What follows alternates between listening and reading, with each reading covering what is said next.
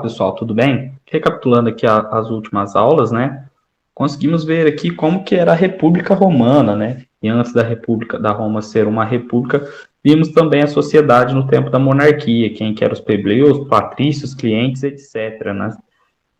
Então, depois, dentro aqui da República Romana, vimos também quem era e como funcionava, né? Quem que eram as pessoas, os magistrados romanos, cônsules, pretores, questores, edes, censores e quem que era o ditador. E também vimos como que foi desenvolvido e foi também, né, uma questão de luta, se podemos colocar assim, as conquistas plebeias, né, as lutas sociais plebeias daquele período e como que isso se organizava dentro dessa Roma aí, que nós conseguimos ver aí nessas últimas aulas, quem está acompanhando aí de uma maneira geral, como que tudo isso está se desenvolvendo e se acontecendo nesse período aí de República Romana. Vou passar aqui a atividade. Aqui vamos ver como que Roma conquista a Itália, né? Aula 55. Aqui, desde cedo, os romanos guerrearam para se defender de seus vizinhos, mas com o aumento das lutas sociais e da participação política da plebe, os romanos passaram a guerrear por dois motivos: a conquista de terras e controle de rotas do comércio. Então, os povos vencidos eram transformados em aliados dos romanos, chegando a inclusive integrar seu exército. Já as terras conquistadas eram convertidas em terra pública, ager publicus em latim, né? Assim, entre os séculos 5 a.C. e 3 a.C., as legiões romanas conquistaram quase toda a Península Itálica. Aqui conseguimos ver nessa imagem ilustrativa, né, a ilustração de um soldado de infantaria baseado em pesquisa, né, histórica, e também a ilustração de um soldado da cavalaria baseado em pesquisa histórica. Mais ou menos aquele mesmo processo, né, de pesquisa que vimos no segundo bimestre, quando fomos ver como funcionava aqueles primeiros habitantes ali do Nordeste brasileiros, né? Lembra que nós entramos naquele site, e assim também, que eles vão descobrindo, que eles vão pegando artefatos, eles acham, vamos ali na Itália, uma região muito rica nesses artefatos dessa época, então, muitas vezes uma escavação ou outra sempre encontra um escudo, algum artefato, e assim eles vão reconstruindo esse quebra-cabeça. Assim, a cidadania, uma comparação entre Roma e Atenas. Então, vamos entender. Aqui, primeiro, olhar no mapa onde era Roma, onde era Atenas. Por que está fazendo essa comparação? Roma era a capital daquele, hoje localizada na Itália, né, onde que é essa botinha que conseguimos ver, e Atenas aqui na Grécia. Aqui, ambos aqui dentro de um contexto do mar Mediterrâneo, né? Por quê? A cidadania, né, na Roma, nós já vimos quem que era cidadão ateniense, agora vamos entender quem que era cidadão romano. A cidadania praticada no mundo romano era bem diferente da que vigorou em Atenas. Lá, como vimos, para ser cidadão, o indivíduo ele tinha que ter nascido livre, ser lido de pai e mãe ateniense. Todos os cidadãos, ricos, pobres, podiam participar dos debates e do governo da cidade. Enquanto em Atenas, cidadania se baseava no critério étnico. Étnico, porque é étnico, filho de pai e mãe ateniense, e geográfico dentro do território ateniense. No mundo, então, para quem era cidadão em Atenas, que era filho, quem era livre, filho de pai e mãe ateniense. E geográfico, porque tinha que nascer dentro daquele território ateniense. E no mundo liderado por Roma, havia diferentes graus de cidadania. Então, no topo da cidadania, no topo da escala de cidadania, estava a cidadania romana, que incluía o direito de voto, que é o sufrágio. Essa frase aí, essa palavrinha aí, sufrágio universal, já sabe de onde vem, né? Nas várias assembleias em Roma, e de ser eleito magistrado. Então, é bem diferente. Enquanto um pediu alguma coisa, o outro pessoa ela já tinha que estar ali naquele meio. No topo da escala situava a cidadania romana, que incluía o direito de voto nas várias assembleias de Roma e de ser eleito magistrados. A partir dessa cidadania plena, definiam-se outras cidadanias, como a cidadania que sem direito de voto, que é civitas sem sufrágio, sufrágio. Nesta, o povo conquistado por Roma mantinha autonomia, mas tinha o dever de fornecer homens ao exército romano e pagar tributos. E no caso das comunidades itálicas, Roma permitia uma autonomia controlada, o direito latino, que se estabelecia se um indivíduo podia comerciar ou casar-se legalmente com alguém de cidadania, com alguém que tinha, né, com quem tinha cidadania romana.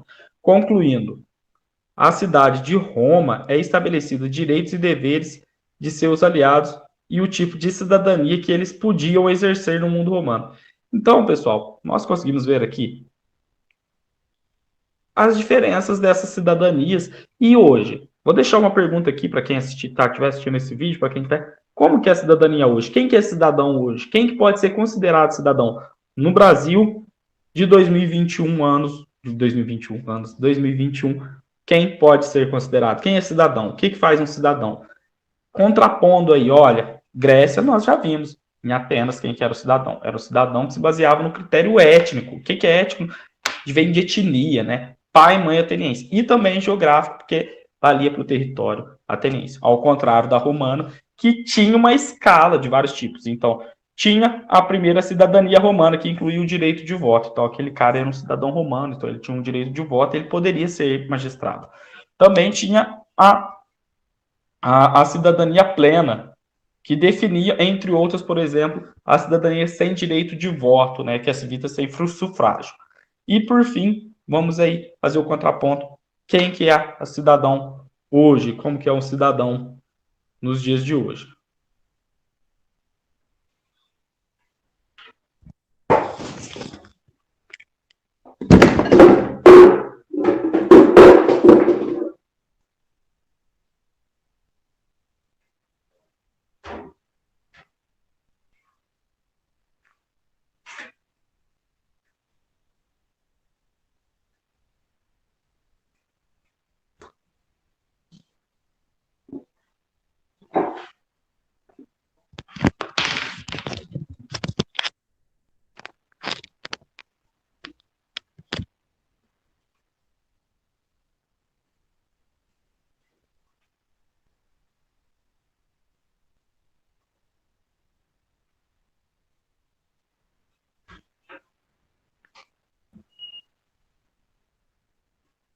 Trazendo, né? Vamos entender aqui como que esse império, como que essa Roma aí vai se estender, né, pelo Mediterrâneo, que é o mar que banha aqui, ó, toda essa parte aqui do sul da Europa, né?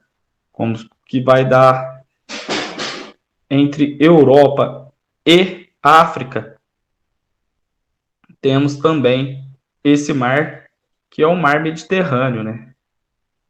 Aqui vamos entender como que ela se estende aqui pelo Itália, parte aqui dos Balcãs, parte da Ásia e também norte da África, do continente, né? Pessoal, sempre lembro de falar que a África é um continente, porque muitas pessoas esquecem, né?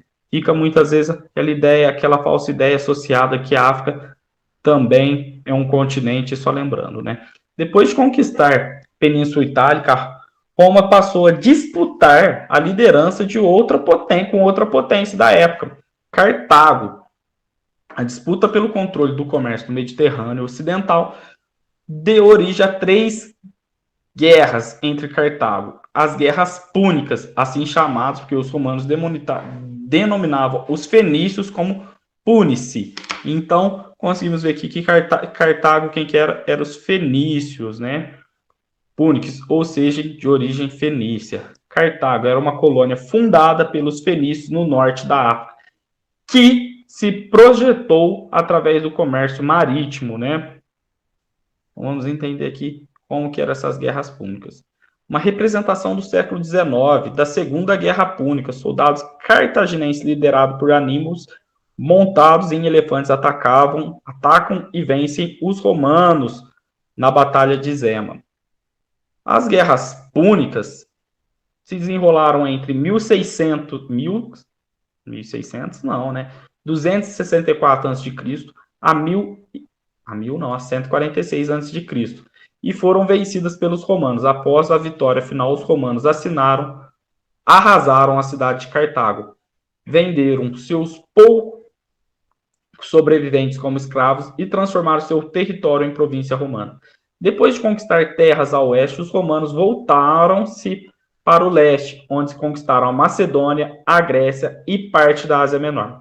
No século I a.C., sob o comando do general Júlio César, completaram a conquista da Gália e invadiram o Egito e o norte da África. Assim, nos fins do século I a.C., os romanos eram os senhores das terras em volta do Mediterrâneo, mar que eles passaram a chamar de Mar Nostrum, ou significa Mare Nostrum, né? Nosso mar. Então vamos entender aqui algumas palavrinhas agora, né? No terceiro e quarto trimestre eu vou usar muito algumas palavrinhas aqui para denominar e para vocês também aumentar o vocabulário de vocês e entender alguns conceitos históricos. Então, província significa território conquistado fora da Península Itálica e que deveria pagar impostos a Roma. Gália, região onde aproximadamente estão hoje França e Bélgica. Então, vamos voltar aqui mais para frente, vamos ver em outros mapas, né, em outras ocasiões, o quão eles se estenderam aqui dentro dessa questão do mar Mediterrâneo, dentro dessa localidade do mar Mediterrâneo. Vamos entender como que esses romanos, eles não conquistam só a Itália, né? Conquista da Itália, Roma conquista a Itália. Não, mas eles vão conquistar o norte da África, região da Gália, região ali dos Balcãs, parte da Ásia, Grécia e também onde vamos chamar parte de hoje, que algumas vão chamar de Oriente Médio, ou até mesmo ali a região da Palestina, também é conquistado por romanos. Lembrando que um homem muito importante, o Jesus Cristo, ele vai conviver mais ou menos nessa época. Então, se vocês olharem aqui, ó, terra sob o domínio romano, né? No século I a.C. Então, peraí, antes do nascimento de Cristo, toda essa parte era conquistada. Então, vocês olharem aqui a Península Ibérica ali, né? Então, Lusitânia, Benícia, Hispânica, Aquira, Gália, Bélgica, Britânia, Germânica Maior, Germânia Inferior, Germânia Superior.